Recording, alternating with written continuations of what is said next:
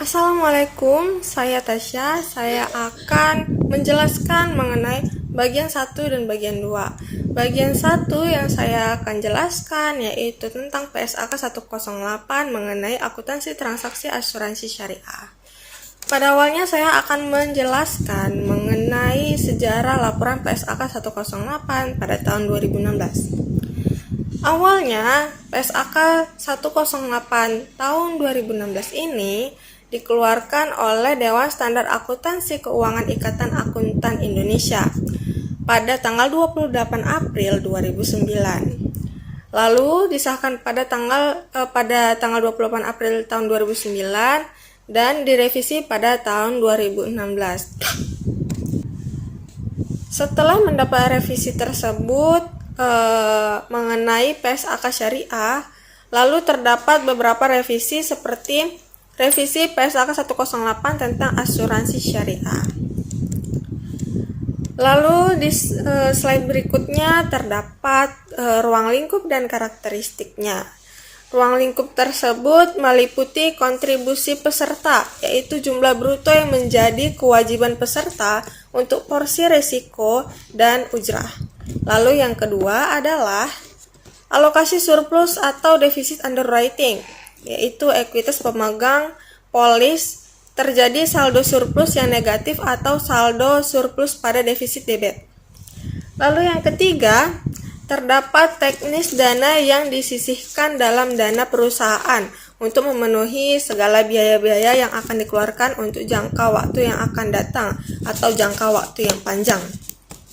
Lalu yang keempat, terdapat cadangan dana tabaruk, yaitu cadangan yang dibentuk dari surplus underwriting yang tidak dibagikan kepada para peserta dan entitas pengelola.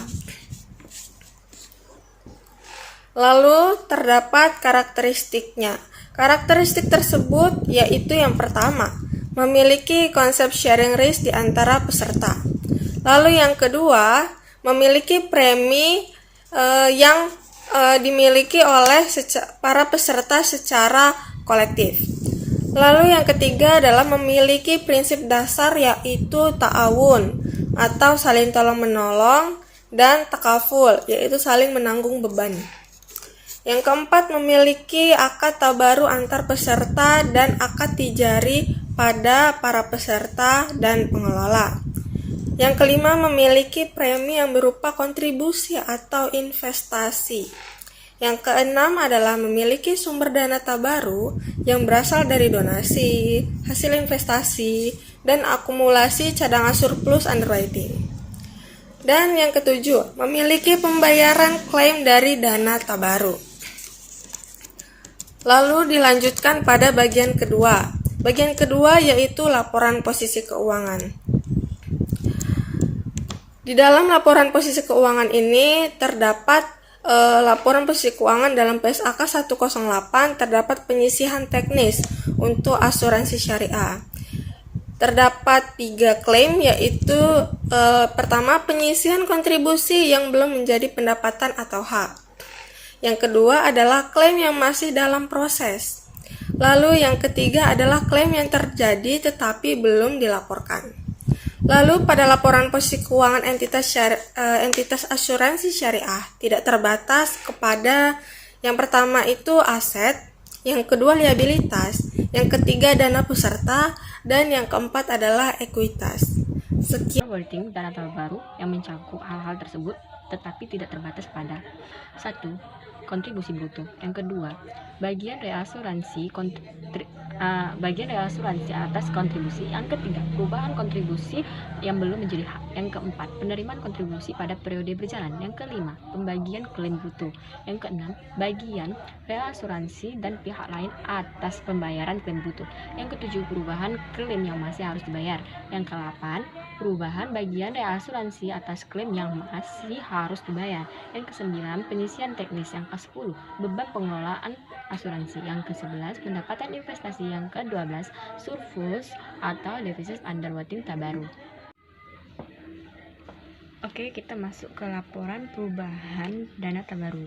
Nah, jadi di sini entitas asuransi syariah menyajikan laporan perubahan dana terbaru yang mencakup tetapi tidak terbatas pada pertama, surplus defisit underwriting dana terbaru pada periode berjalan. Yang kedua, bagian surplus underwriting yang didistribusikan ke pengelola atau ke peserta. Baru yang ketiga yaitu surplus underwriting yang tersedia untuk dana terbaru. Berikut contoh dari laporan perubahan dana terbaru dan contoh dari laporan surplus defisit underwriting dana terbaru. Oke, masuk ke selanjutnya yaitu laporan laba rugi. Jadi asuransi syariah menyajikan laporan laba rugi yang tidak terbatas pada yang pertama, pendapatan pengelolaan asuransi, yang kedua, pendapatan pengelolaan investasi dan dana peserta, yang ketiga, pendapatan pembagian surplus underwriting, yang keempat, pendapatan investasi, yang kelima, beban usaha, yang keenam, laba usaha, yang ketujuh, beban pajak, dan yang ke-8 laba neto. Berikut contoh dari laporan laba rugi. Kemudian selanjutnya tentang laporan sumber dana dan penggunaan dana zakat. Entitas asuransi syariah itu menyajikan laporan sumber dan penggunaan dana zakat sebagai komponen laporan keuangan yang menunjukkan yang pertama itu dana zakat itu berasal dari wajib pajak. Yang kedua itu penggunaan dana zakat melalui entitas pengelola zakat harus sesuai dengan peraturan perundang-undangan yang berlaku. Yang ketiga itu tentang menunjukkan kenaikan atau penurunan dana zakat. Yang keempat itu saldo awal dana zakat, dan terakhir saldo akhir dana zakat.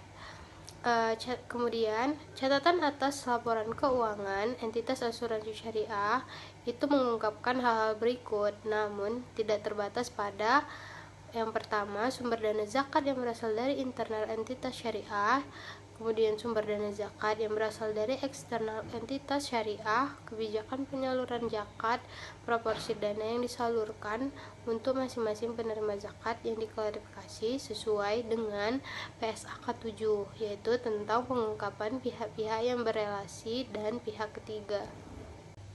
Kemudian selanjutnya yaitu laporan perubahan ekuitas. Laporan perubahan ekuitas mencakup beberapa informasi. Yang pertama itu total penghasilan kompresif selama satu periode yang menunjukkan secara terpisah jumlah total yang dapat didistribusikan untuk milik entitas induk dan kepentingan non pengendalian. Yang kedua itu untuk setiap komponen ekuitas, dampak penerapan retrospektif atau penyajian kembali secara retrospektif yang diakui itu harus dengan PSAK 25, yaitu tentang kebijakan akuntansi, perubahan estimasi akuntansi, dan kesalahan. Yang terakhir itu yaitu yang ketiga, untuk setiap komponen entitas, rekonsiliasi antara jumlah tercatat pada awal dan akhir periode secara terpisah itu perlu mengungkapkan 3 hal. Yang pertama itu laba rugi, yang kedua penghasilan komprehensif lain, yang ketiga transaksi dengan pemilik. Laporan arus kas. Pada laporan arus kas dapat memberikan informasi arus kas sebagai dasar bagi pengguna laporan keuangan untuk menilai kemampuan entitas atau perusahaan asuransi syariah dalam menghasilkan kas dan setara kas, serta kebutuhan entitas asuransi syariah menggunakan arus kas tersebut. Laporan perhitungan tingkat solvabilitas dana terbaru yang memiliki beberapa komponen sebagai berikut. 1. Laporan keuangan. 2. Yang terbagi atas A. Perhitungan surplus underwriting dan surplus underwriting yang siap didistribusikan atau disajikan. Selanjutnya, hasil investasi data terbaru yang siap dibagikan. 3. Laporan akumulasi dana terbaru. 4. Laporan arus kas. 5. Laporan kesehatan keuangan antara lain sebagai berikut. A. pencapaian tingkat solvabilitas dana terbaru, dan kesehatan keuangan tingkat solvabilitas. 6. Perhitungan kekayaan dan kewajiban SAP. 7. Dana jaminan. Laporan sumber dan penggunaan kebijakan dana. Beberapa komponen utama laporan keuangan yang menunjukkan adalah sebagai berikut. A. Sumber dana kebijakan berasal dari pemerintah. Antara lain 1. Infak, 2. Sedekah, 3. Hasil pengolahan wakaf sesuai peraturan undang-undang yang berlaku, 4. Pengembalian dana, kebijakan produktif denda, penerimaan dana non halal. B. Penggunaan dana kebijakan untuk 1. Dana kebijakan produktif, 2. Sumbangan, 3. Kepentingan umum dan kepentingan lain-lain, 4. Kenaikan dan penurunan dana kebijakan, 5. Saldo awal dana kebijakan dan saldo akhir kebijakan. Laporan keuangan. A. Informasi tentang dasar penyusunan laporan keuangan dan kebijakan akuntansi. B. Informasi yang diisyaratkan atau disajikan oleh SAK, tetapi tidak disajikan di bagian manapun dalam laporan keuangan. C.